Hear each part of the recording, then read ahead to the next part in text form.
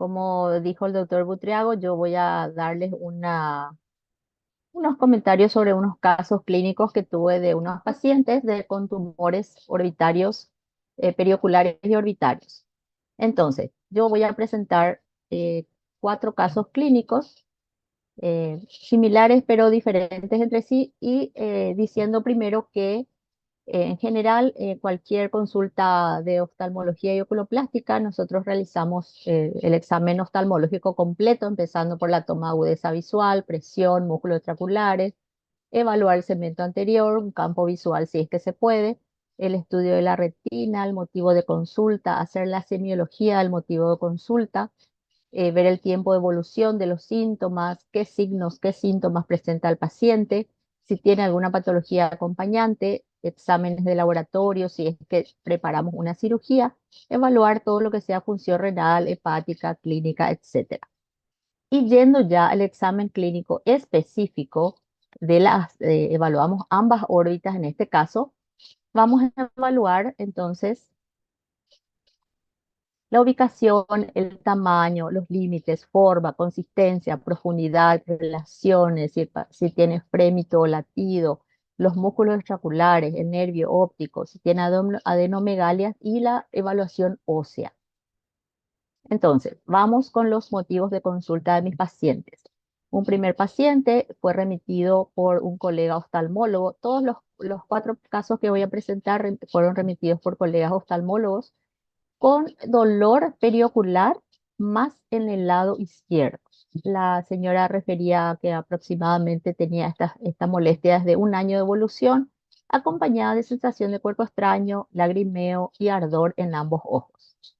Un segundo caso que consulta por masa, la presencia de una masa en párpado superior izquierdo, de aproximadamente un año de evolución, sin mayores molestias, pero a él le molestaba la masa. Una paciente, una señora que le molestaba que el párpado caía, entonces ella consultó por una ptosis palpebral de aproximadamente 5 años de evolución, sin dolor ni otro síntoma. Y un último paciente que también consultó por una masa de crecimiento de más o menos 6 meses de evolución, perdón, en el ángulo superinterno derecho.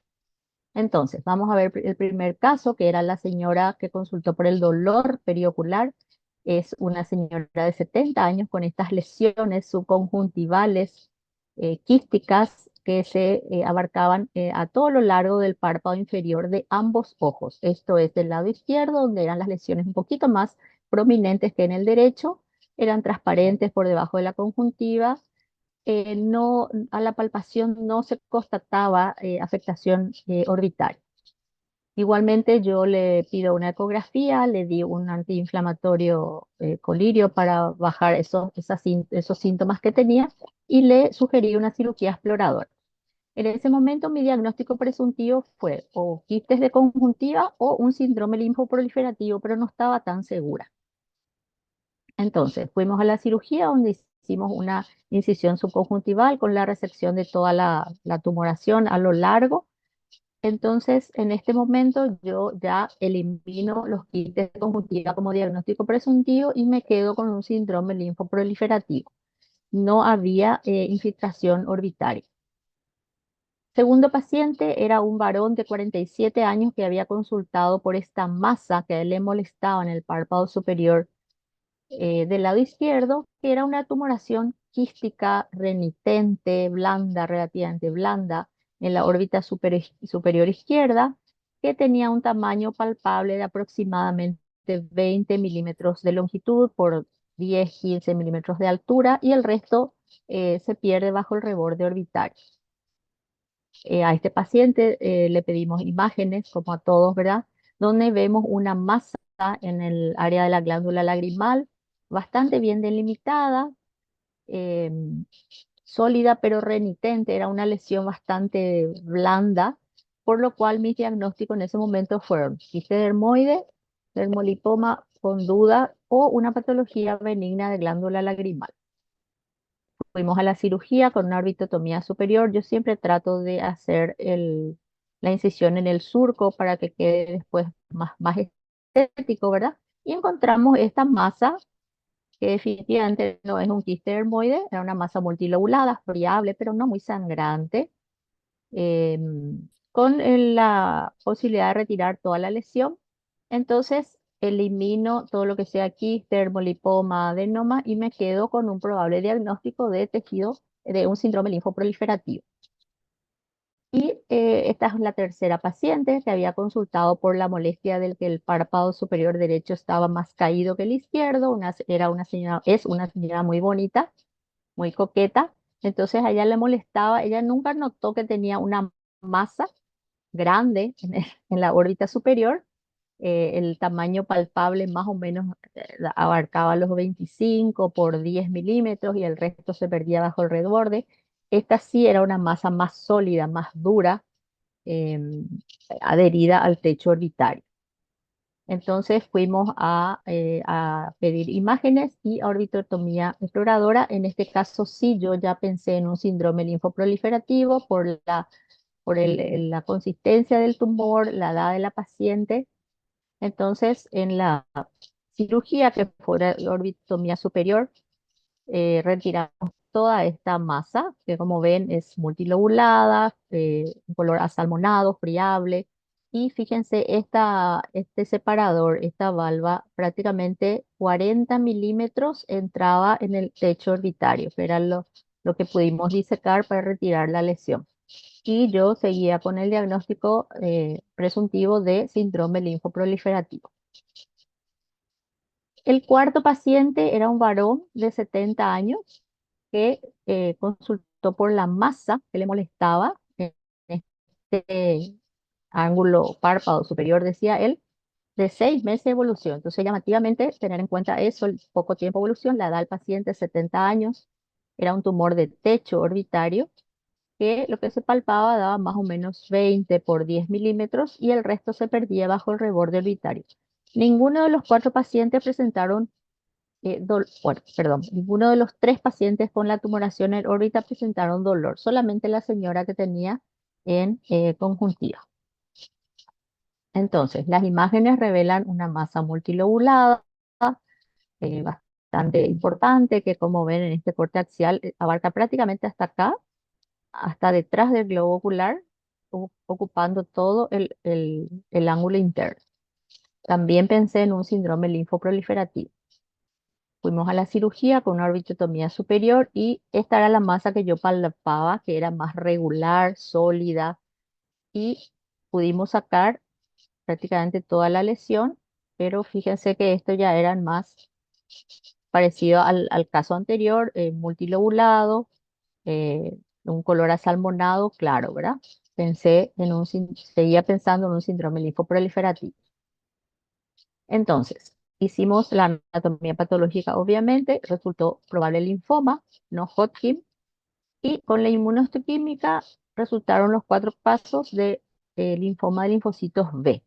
Y cuando hicimos los marcadores, todos resultaron positivos a CD20 y algunos otros marcadores positivos. Entonces, las complicaciones que yo tuve con estos casos fueron básicamente las complicaciones de cualquier cirugía de órbita, hemorragia subconjuntival, edema, división borrosa, secreción, etcétera, que todas se dieron. Y también tuve complicaciones tardías como simblefaron, como en este caso, una pequeño simblefaron que realmente no molestaba a la paciente, y hiperpigmentación de la cicatriz, que fue mejorado con cremas dermatológicas, con la ayuda del dermatólogo, y realmente cuando ella abre el párpado casi no se nota. Entonces, la idea de esta charla, cuando hablé con el doctor Luis, era recordar, ¿verdad? Porque de repente todos sabemos, pero a veces nos olvidamos que hay patologías que tienen diversos orígenes en la órbita, como ser glándula lagrimal, conjuntiva o periórbita, como en estos casos, que resultaron todos tener un mismo diagnóstico. Y también un dato interesante es que todos los pacientes consultaron por diversos motivos de consulta. La señora consultó por dolor, 2 pacientes consultaron por masa, otra consultó por tosis y resultaron linfoma no Hodgkin. Entonces, no encasillarnos en solamente un origen o un motivo de consulta para este tipo de lesión. todos mis pacientes fueron, como dije, el linfoma no Hodgkin de tipo B. Un paciente fue linfoma de células del manto, dos pacientes fueron mal extraganglionar y un paciente fue ganglionar de célula marginal y todos en el estadio 1, que implica una región de ganglios linfáticos o un órgano extranodular, ¿verdad? El tratamiento sabemos que es multidisciplinario, hay varias especialidades que entran a trabajar en conjunto, como ser el oftalmólogo, que nos envía a los cirujanos oculoplásticos, luego ya trabajar con un patólogo. El patólogo tiene que saber diagnosticar, tiene que saber hacer inmunohistoquímica, eso es muy importante, tenemos que tener una buena relación con el patólogo. Ya luego entrar al clínico a evaluar al paciente, el oncólogo, el radioterapeuta, el psicólogo. Yo creo que tener un psicólogo a mano es muy importante porque a veces el paciente o no acepta su enfermedad o no acepta la terapia. Entonces, esa contención que a veces nos falta por falta de tiempo o cualquier otra razón, tenemos que considerar tener un psicólogo en el equipo que maneja tumores, ¿verdad? Y también, obviamente, la familia es un sostén demasiado importante. Entonces, mis pacientes fueron a cirugía, como vimos, radioquimioterapia, radioterapia y antibióticos. Hay que tener en cuenta siempre que el enfoque del tratamiento de los linfomas va a depender mucho del grado histológico del tumor. Entonces, los cuatro pacientes fueron a cirugía, como vimos, ¿verdad? Una señora fue por una incisión subconjuntival y el resto fue por una orbitotomía superior. Tres pacientes hicieron quimioterapia. Dos pacientes hicieron quimioterapia de bajo grado, un paciente que tuvo linfoma mal y un paciente que tuvo el linfoma de células ganglionares, que incluye el tratamiento de quimioterapia de bajo grado, o sea, se con rituximab, ciclofosfamida, vincristina y prednisona. Y un paciente hizo quimioterapia de alto grado, el paciente que tuvo diagnóstico de linfoma de células del manto, que es el tratamiento con R-CHOP, que se hace usar rituximab, ciclofosfamida, doxorubicina, vincristina y prednisona. Los cuatro pacientes fueron sometidos a radioterapia externa de alta energía con acelerador lineal de campo anterior, usando 180 centigrade día por 21 días, con un total de 3780 centigrade de radioterapia. Y un paciente que no hizo quimioterapia, no aceptó, es el paciente. El último paciente que había consultado por la masa, él es un señor alemán, es un ingeniero que está viviendo hace unos años en Paraguay. Él me comentó que hacía como 10 años antes de nuestra consulta, le habían diagnosticado gastritis por Helicobacter pylori. Entonces, él era un señor muy culto, muy estudioso, entonces me traía eh, eh, artículos del tratamiento con claritromicina en alemán. Yo no entendía nada, pero bueno, en realidad él no aceptó el tratamiento quimioterápico ya con el oncólogo, ¿verdad? Rechazó e hizo este tratamiento usando claritromicina vía oral, 250 miligramos cada 12 horas por 6 meses, que fue la indicación de sus médicos en Alemania. Entonces, aprovechando un poquito la presentación de estos casos que fueron todos antes pre-pandemia, quise hacer una revisión para comentar un poquito algunos detalles sobre los linfomas y algunas cosas a tener en cuenta y lo último que se está usando. Entonces, los linfomas sabemos que se clasifican en Hodgkin, los que tienen los linfocitos y las células Redstenberg, y los no Hodgkin. Esta es una clasificación de los linfomas Hodgkin que no vamos a tocar. Y con respecto a la clasificación de los linfomas no Hodgkin, hay varias clasificaciones, ¿verdad? Esta es la de la World Organization, donde, bueno, antes de eso citar un poquito que los linfomas no Hodgkin pueden presentarse con células precursoras B o células precursoras. Entonces, los no Hodgkin otra vez se clasifican en los Hodgkin en células B o no Hodgkin en células T. Y esos a su vez tienen otra vez varios tipos de presentaciones celulares. Esta clasificación, como les decía, era de la World Health Organization, pero esta otra, que es aparentemente la que más usan en oncología hoy en día, es la REAL, que es la Revised European American Lymphoma, donde es un poquito más sencilla, más fácil de entender dónde estamos parados más o menos, porque clasifican en tres grupos. Un grupo de linfomas un poquito más, menos agresivos, indolentes, donde están justamente los casos de mis pacientes, los extranodal marginal, MALT, el nodal marginal de zona B y el de células del manto. Este asterisco decía que acá dice que se considera linfoma agresivo según algunos autores. Por eso mi paciente que tuvo el diagnóstico de linfoma de células del manto hizo la quimioterapia más agresiva. Luego también clasifica en un segundo grupo donde están los agresivos, que son los linfomas de células largas B difusas y los de células T periféricas. Y los muy agresivos, que son ya los precursores linfoblásticos y el Burkitt. Esta es la clasificación de Ann Arbor para los linfomas en estadio 1 al 4, donde el estadio 1 es donde está afectado una sola región linfática o una sola región extralinfática, que fue el caso de todos mis pacientes.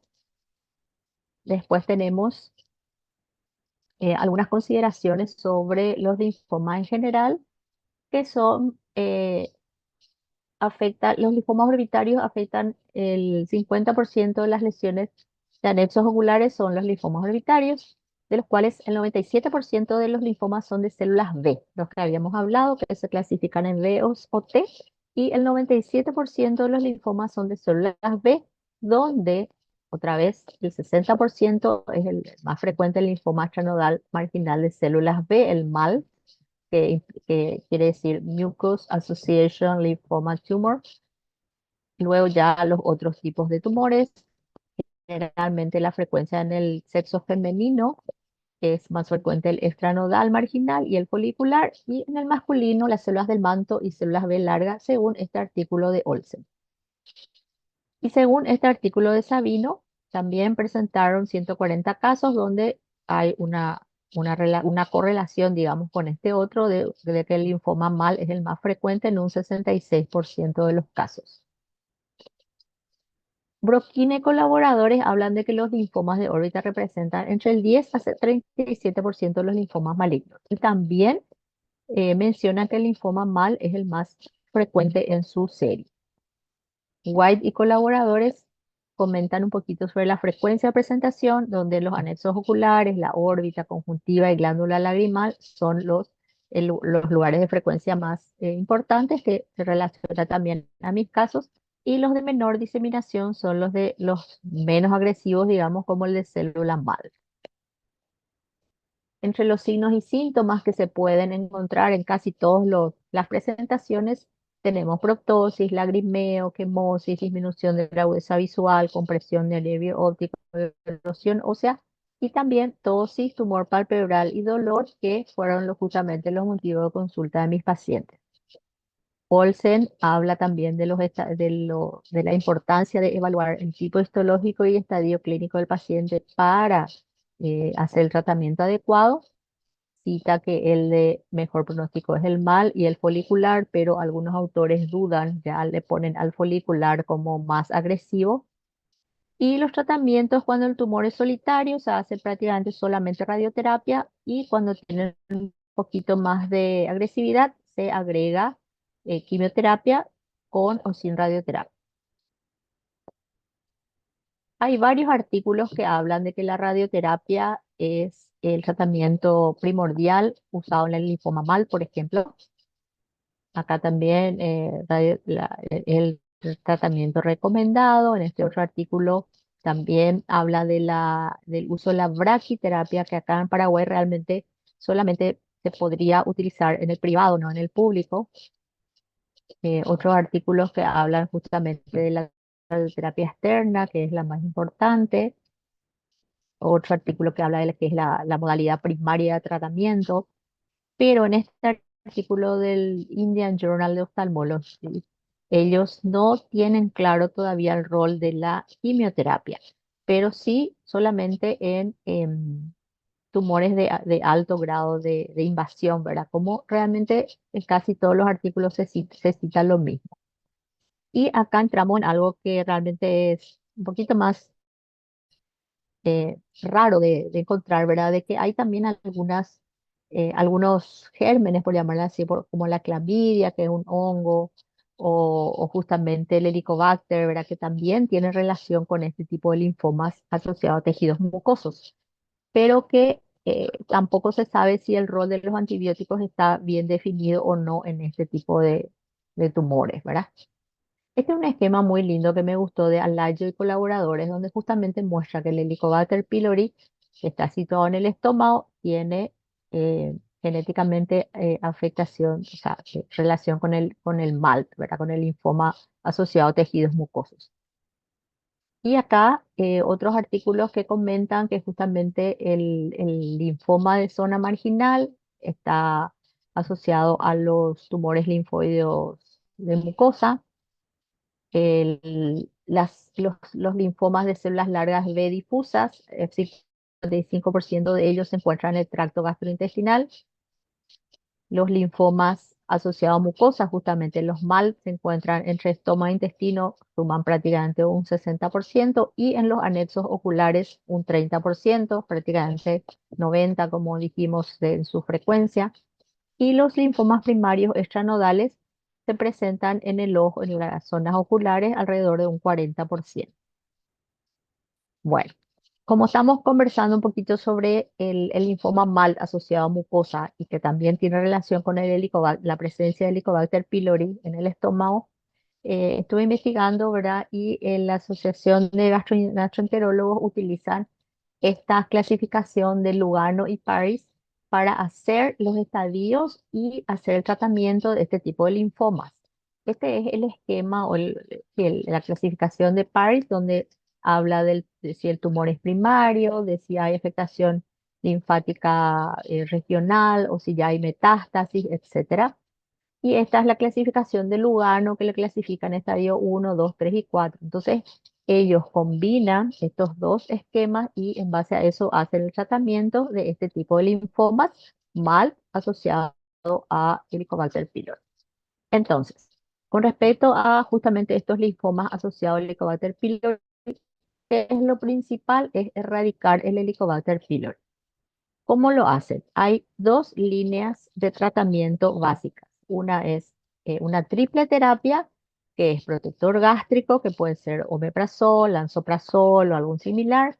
Lo utilizan 2 veces al día por 2 semanas. O sea, esta primera línea de tratamiento se hace por 2 semanas, asociado a justamente la claritromicina, que es lo que tomó mi paciente, 0,5 gramos, que son 250 miligramos 2 veces al día por 2 semanas, y le suman amoxicilina 1 gramo 2 veces al día por 2 semanas. Terminadas estas 2 semanas de tratamiento, le hacen otra vez una endoscopía y evalúan si erradicaron o no el Helicobacter pylori. Si no se erradicó, pasan a una segunda línea de tratamiento donde también utilizan protector gástrico, le agregan bismuto, metronidazol o antibiótico un poquito más fuerte y tetraciclina. Y si en este caso, al volver a evaluar con una endoscopía, no se erradicó otra vez, ahí hacen radioterapia. Entonces, el pronóstico de esta patología va a depender de la localización del tumor, del estadio clínico, del subtipo histológico según esa clasificación real que vimos, de los marcadores inmunohistoquímicos que está afectado y el nivel del LDH sérico. Hay un índice de pronóstico que presentó la International Prognosis Index, donde habla de factores de riesgo para los linfomas más agresivos, como ser pacientes mayores de 60 años, va a tener más riesgo, el nivel alto de LDH, el estado funcional del paciente, el estadio según Ann Arbor, 1, 2, 3 y 4, y la afectación extraganglionar si es de un solo sitio o más de un sitio. Entonces, la importancia de estos índices de pronóstico es que al identificar un paciente que tiene bajo riesgo, o sea, va a tener menor recaída, va a usar la terapia estándar, pero si el paciente tiene alto riesgo con alta tasa de recaída, se pueden empezar a estudiar nuevos protocolos de investigación. Y también estudiaron la importancia de la captación del galio 67 como un indicador pronóstico útil.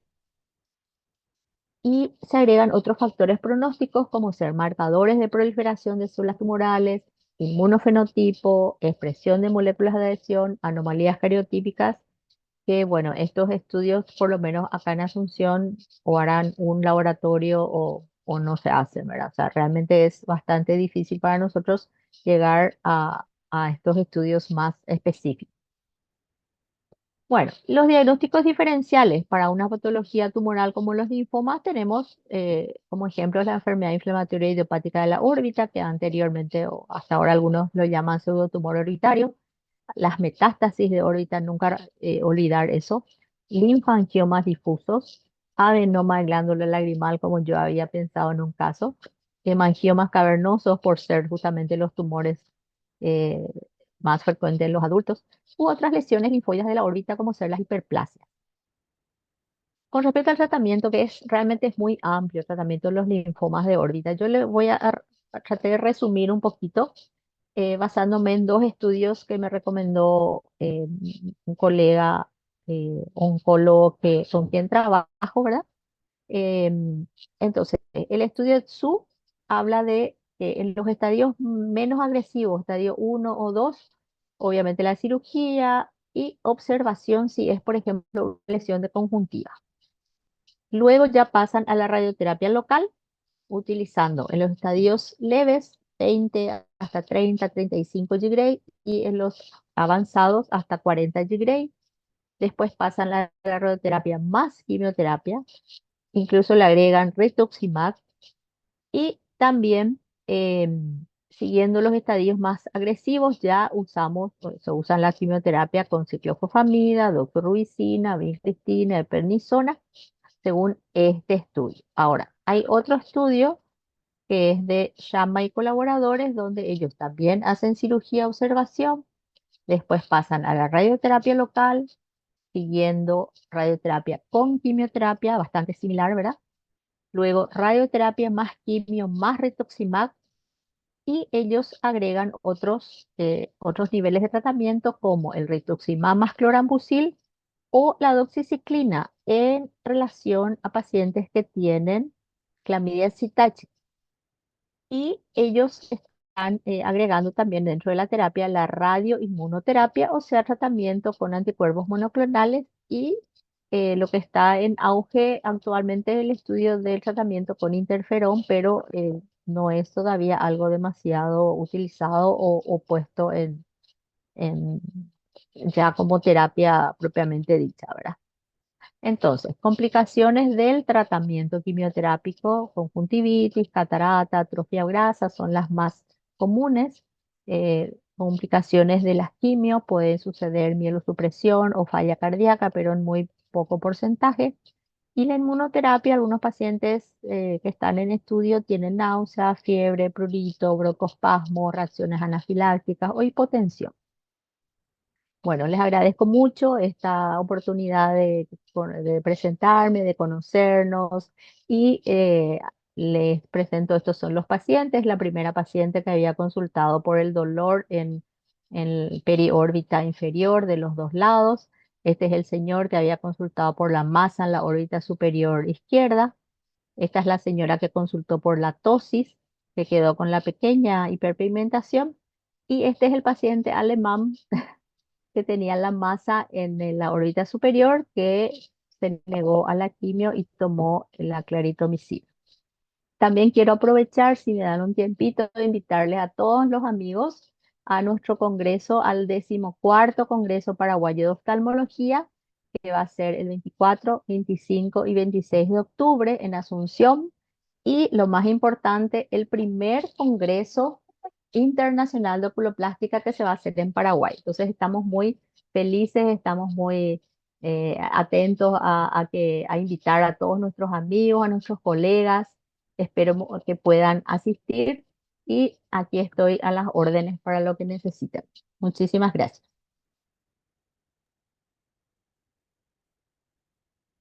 Muchas gracias, Diana. Me encantó tu presentación. Muy lindos casos, muy interesantes. Hemos aprendido Sí, mucho esta noche contigo y muy interesante la revisión tan compleja que has hecho sobre el linfoma. Te felicito, realmente me encantó la... gracias, gracias, Solón. Sí, realmente de repente son temas que dejamos mucho al oncólogo, ¿verdad? Pero yo creo que nosotros tenemos que saber qué drogas se usa, qué se hace, qué no se hace, porque al fin y al cabo es nuestro paciente, ¿verdad? Sí, generalmente, bueno, en los casos de linfomas, el linfoma debe ser considerado como una enfermedad sistémica, ¿no? Por más que encontremos una masa tumoral a nivel de la Claro, órbita o en la región periorbitaria, debemos considerar que estos pacientes, el linfoma es una enfermedad sistémica, por más que lo encontremos localizada, porque un porcentaje de ellos claro, van a ser linfoma en otras partes del cuerpo en el futuro, un porcentaje de ellos. Entonces hay que manejarlo de esa forma y nosotros habitualmente cuando tenemos otros pacientes, llegamos a hacer la biopsia, tenemos el diagnóstico y lo remitimos a medicina oncológica para que ellos hagan cargo del tratamiento del paciente y nosotros hacemos el seguimiento del tema oculorbitario, ¿no? Y así como mismo, tú nosotros mencionaste también, al inicio, el tratamiento es multidisciplinario. Va a oncología, pero así también va a mismo. oftalmología para que hagamos el seguimiento en conjunto y otras especialidades como radioterapia, como has mencionado.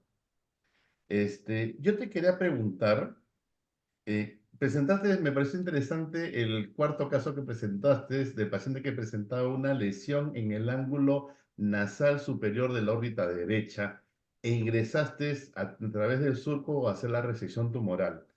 ¿Qué reparos tomas para no lesionar el oblicuo superior? Que claro, nosotros cuando tenemos esta localización, lo primero que pensamos, puedo lesionar el oblicuo superior.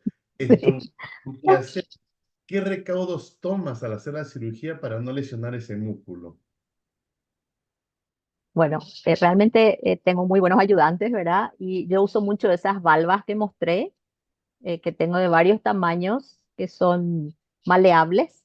Entonces, aparte de una disección muy delicada, no uso, bueno, yo a veces uso bastante la punta de colorado, pero en estos casos voy más bien con tijera punta roma y con las valvas, ¿verdad? Voy separando despacito, como la masa protruía, entonces yo iba siguiendo el plano de clivaje y fui muy lentamente disecando y tuve la suerte de disecar prácticamente todo, ¿verdad?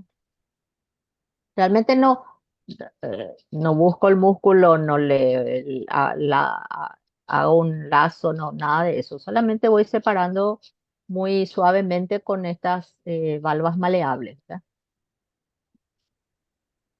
Y cuando tú tienes una masa, tienes un paciente con una masa tumoral como la que has presentado y sospechas que puede ser un linfoma por las características clínicas y radiológicas, ¿tu primera intención es hacer una biopsia incisional o hacer una biopsia excisional, retirarlo todo?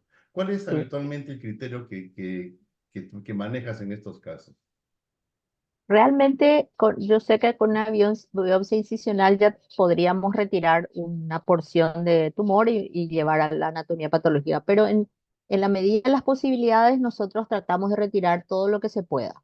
Por eso vieron esa masa en tres partes del último caso, ¿verdad?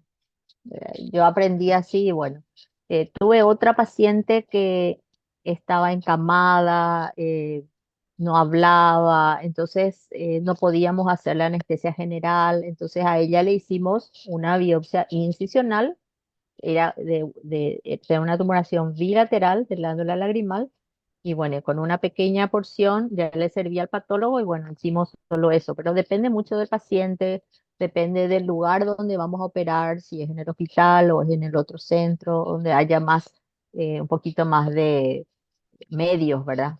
Pero en principio siempre siempre le explico al paciente, yo voy a tratar de sacar todo lo que pueda, pero si no se pueda, bueno, por lo menos algo que ya le va a servir al patólogo. Esa Sí, es mi opinión.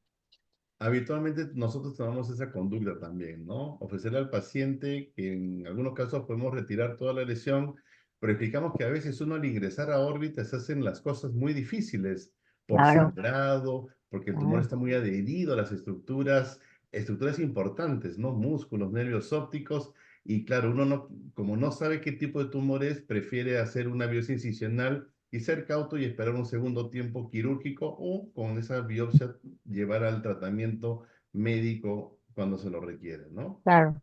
Yo recuerdo en un congreso, creo que fue en Cancún, no sé, donde yo había presentado un póster de algunos casos de tumores de órbita y un colega americano estaba mirando, ¿verdad? Y nosotros mostramos la foto y me preguntó por qué sacábamos tanto tumor.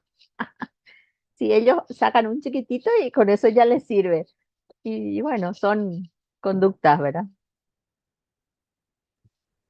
Muy buena presentación, doctora Diana. Gracias, doctor. La felicito. Muchas Había un gracias. caso que tenía dolor, ¿no? Había un caso como motivo de consulta. ¿Ha tenido usted casos de pseudotumores orbitarios que han requerido biopsia y que le has hecho varias tomas de biopsia y después a la final le ha dado el diagnóstico de linfoma? No, tuve un caso con una chica joven, bueno, 37, 38 años, que ella consultó por una proptosis muy importante. Entonces la masa era muy grande en toda la órbita superior, pero ya comprimía el globo. Le hicimos una biopsia incisional y el diagnóstico primario fue linfoma. Ella no estuvo de acuerdo, fue al Brasil y pidió al laboratorio todas las muestras, los cortes, y ahí, no sé cómo, detectaron justamente sí, una enfermedad idiopática de la órbita, o sea, fue al revés, ¿verdad? Nosotros interpretamos como linfoma, pero finalmente parece que fue al revés, pero eh, igual le trataron con radioterapia. Ah, ok. Pero casos que al revés, como usted comentó, no tuve. O sea, de hecho que varias tomas de biopsia generalmente no hacemos, a no ser que sea súper necesario, ¿verdad? Claro, y tiene que tener una buena comunicación con el patólogo, hacerle todo lo Sí, sí, por eso presente. decía, el patólogo tiene que ser parte de nuestro equipo, o sea, es muy complicado trabajar con patólogos que no conocemos o que no sabemos si saben hacer inmunohistoquímica. En Asunción, por ejemplo, bueno, en Paraguay, antes había un solo patólogo que hacía inmunohistoquímica, ahora creo que son como 8, 9, 10 más o menos, pero es importante, depende, por eso le decía, depende de los medios, depende de los lugares, en el interior no hay. Entonces, es complicadito. Complicado, sí. Diana, nuestra mutua y querida amiga Alejandra Villagra de Buenos Aires, dice que le ha gustado mucho tu presentación Ay, gracias. y hace mención, bueno, lo que dijiste, ¿no? De que ante una masa tumoral siempre hay que pensar en linfoma también porque tiene muchas formas de presentación, ¿no? Exacto. Esa era la idea más o menos, recordarnos, ¿verdad? Porque al final todos estudiamos, pero cuando no, hay que pensar, yo siempre le digo a los residentes, hay que pensar en el diagnóstico para poder diagnosticar. Ujú. El doctor Ramiro Almeida te pregunta qué tipo de abordaje quirúrgico utilizas para la realización de las biopsias de tumor orbitario. Considero tal vez de que la pregunta va dirigida si prefieres abordajes transdérmicos o transconjuntivales. Eh, Transdérmicos. Generalmente trato de utilizar el surco, en la medida de las posibilidades, y a partir de ahí extiendo un poquito más hacia nasal o temporal o hacia donde necesite, más bien para dejar un poquito más de menos cicatriz visible, ¿verdad? Pero sí hago orbitotomías. Y solamente en el caso de la paciente que tenía las lesiones conjuntivas, entré directo por conjuntiva. Ujú. Pero supongo que en un tumor de órbita inferior, perfectamente se puede entrar por conjuntiva también. Doctor, ¿y el seguimiento en los pacientes, cada cuánto lo realiza? El primer año lo vemos cada 3 meses, el segundo año lo vemos 2 veces al año, cada 6 meses, y a partir del tercer año le vemos una vez al año. De hecho, yo le mando llamar al paciente porque no vienen, porque quiero tener ese seguimiento, y están súper bien todos y felices, ¿verdad? O sea, por suerte en mi estadística no evitó ninguno. En nuestra casuística, los linfomas que nos generan más problemas son los de bajo grado, los mal, de bajo Mm, grado, ¿no? ajá, Porque, como siempre mencionamos y discutimos nosotros, los linfomas de bajo grado se confunden mucho con procesos inflamatorios de la órbita, y tanto ajá, clínica como radiológicamente por resonancia, tomografía, ecografía, se parecen mucho. Inclusive sí, cuando hacen los estudios de histopatología, son muy parecidos. Y en casos raros, hasta la inmunohistoquímica no es concluyente y tienen que terminar con sí, realizar una reacción de cadena de polimerasa para poder discriminar si es un proceso inflamatorio o un linfoma de bajo grado. Y en algunas ocasiones nos Mm, ha tocado recibir informes de patología en donde el patólogo escribe diagnóstico favorece el linfoma. Es decir, no están ujú, completamente convencidos, pero favorece. Y bueno, y ahí a pensar y discutir con medicina oncológica cuál es el mejor tratamiento para estos pacientes, ¿no? ¿Has tenido casos claro. de estos, Diana? Tuve un caso de un profesor de la facultad, fue nuestro profesor de toxicología, que vino a consultar por un crecimiento tumoral. Le operamos, le hicimos la resección biópsica y resultó ser un linfoma en principio. Pero él, el patólogo inmunohistoquímico, amigo mío, me dice, no estoy seguro, no estoy seguro, puede ser una IgG, una enfermedad por IgG. Entonces envió a España y ahí no sé, con otros, sus profesores, qué sé yo, y ahí le confirmaron que era efectivamente un linfoma. Eso también siempre, ahí está otro diagnóstico diferencial, la enfermedad por IgG, Sí. que está muy, muy en auge, pero más bien porque yo creo que porque ahora se tienen más conocimiento para diagnosticar la enfermedad. Quizás hemos tenido y se diagnosticaba como linfoma o como pseudotumor inflamatorio o cosas así.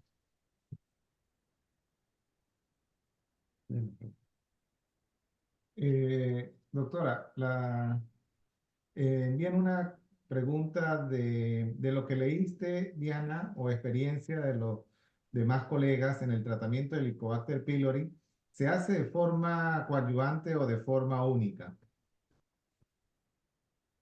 Primero se hace el tratamiento vía oral, Ujú. solo la primera línea con el protector gástrico, los antibióticos. Si con eso no se erradica, pues viendo con la endoscopía, se pasa a la segunda línea, que también es vía oral, que ahí ya incluían metronidazol y no sé qué otro.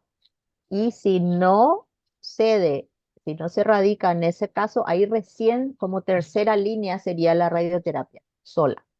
Ya. Ujú. Eso es lo que por lo menos me dijo, o sea, que bueno, estaba en los artículos, pero es lo que hace el colega oncólogo que trata los linfomas, hematólogo, hemato-oncólogo.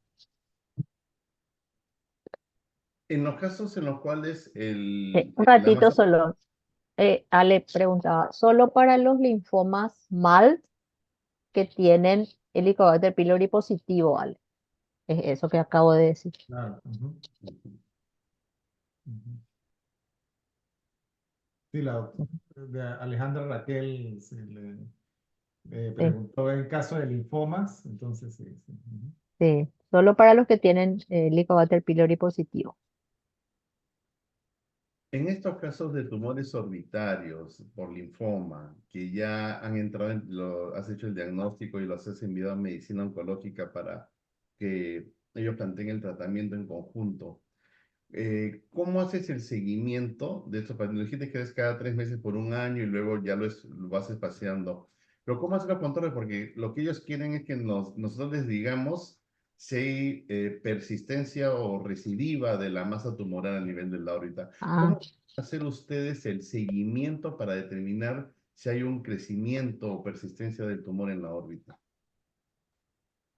generalmente, obviamente, la palpación y si yo por lo menos siento algún crecimiento tumoral que no es cicatriz, le hago una tomografía nuevamente o resonancia.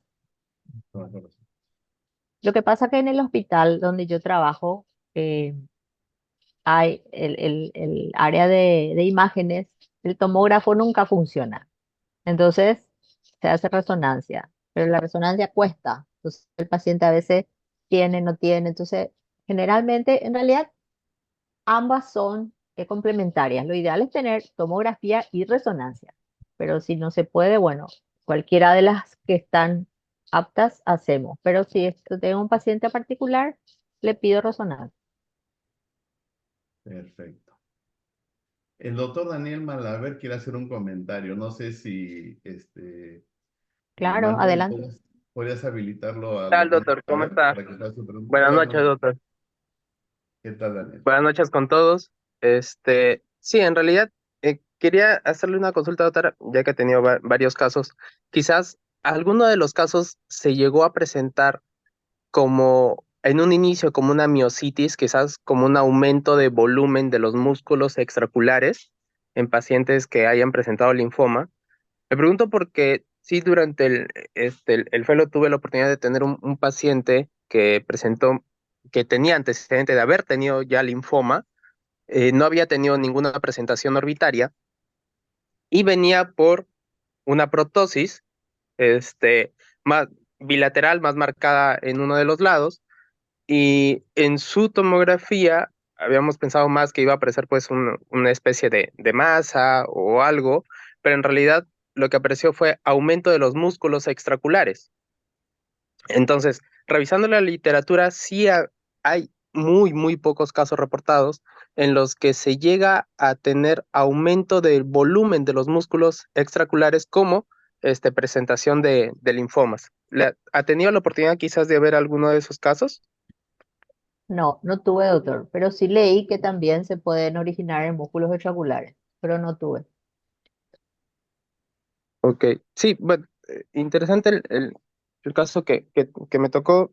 Al final se hizo una Sí, muy biopsia. interesante. Sí se llegó a determinar que había sido una recidiva del linfoma y pues igual se derivó al Instituto de Cancerología para que le hagan Claro, ya su seguimiento, su tratamiento, ¿no? Pero interesante como para que, creo que hay varios residentes conectados como para que sepan de que pues no necesariamente se va a evidenciar como una masa, ¿no? Sino que claro. también el aumento de volumen de ciertas estructuras de la órbita también tienen que hacerte pensar de que no necesariamente va a ser una enfermedad inflamatoria o una orbitopatía tiroidea, sino que también puede ser un problema como este caso, ¿no?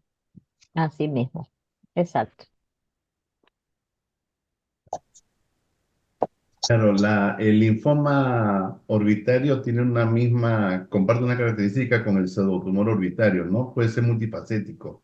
Puede aparecer como una miositis, puede afectar la glándula lagrimal, el espacio intraconal, extraconal, vértice orbitario.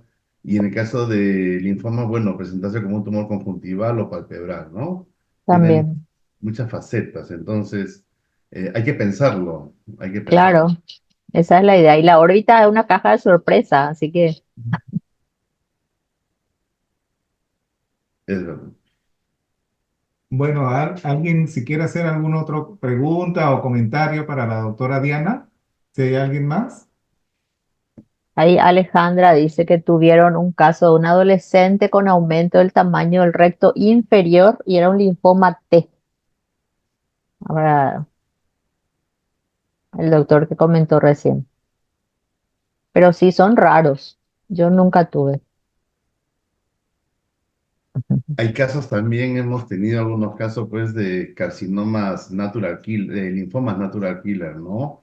Estos linfomas Mm. que cuando uno los recibe parecen una celulitis, presentan como una celulitis orbitaria. Una vez se los hospitaliza porque parecen infecciones poseptales, les da antibiótico, pero pasa un día, 2 días, 3 días, no No mejora pasa nada. y aumenta rápido.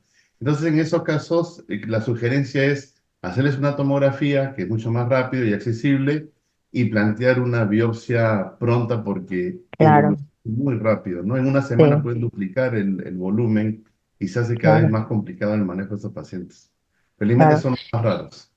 claro. Eso es lo que iba a decir. Justamente como prácticamente 90 o más porcentajes son los linfomas no Hodgkin de células B, que son los menos agresivos. por suerte, muy poco porcentaje son de las células T, que bueno, cuando se presenta hay que actuar ya. O sea, igual lo que dijimos siempre, hay que pensar para poder diagnosticar. Es verdad.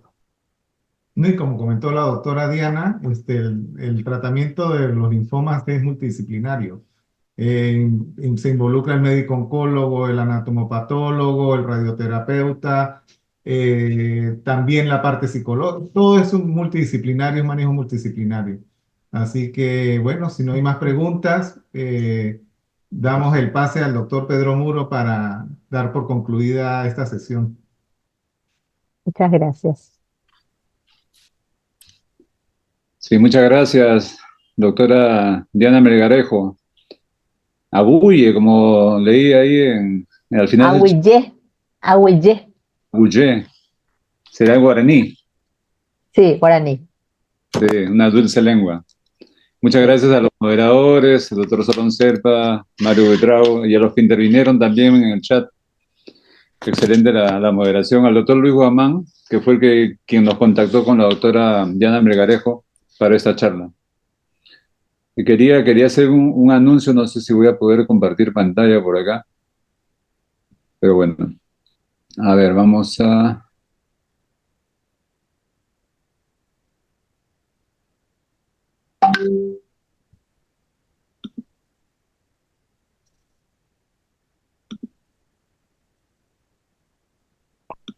Bueno, ¿logran ver ahí mi pantalla?